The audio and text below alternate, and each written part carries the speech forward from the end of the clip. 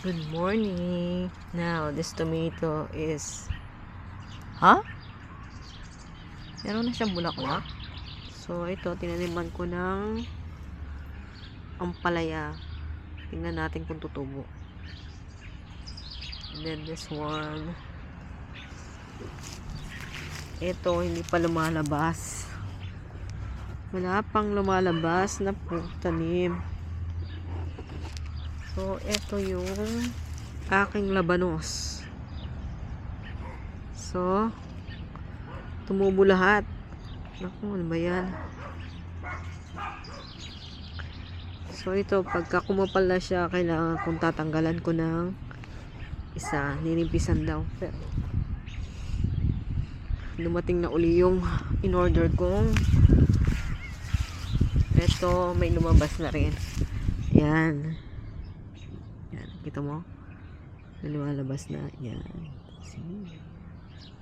This is really good. Ito ay mga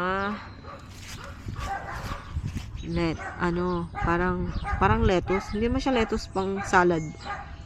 So, lumabas na siya. So, kita mo na yan. Yan. Tapos ito,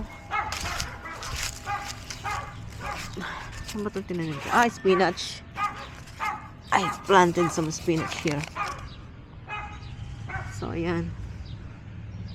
Ano mo dito? Spinach yata yan. Ito, may lumalabas na rin. See? Look at that. Tignan mo. Yan. Yan. So, ito yung aking maliit na garden. Ito. Ano ba yan? Bakit naman may...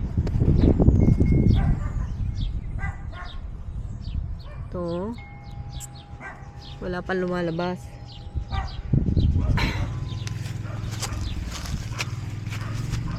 I plant some cilantro. So, maliit na ano na to.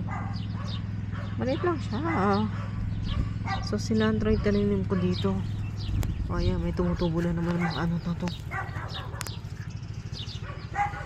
O, ito transfer ko yan sa...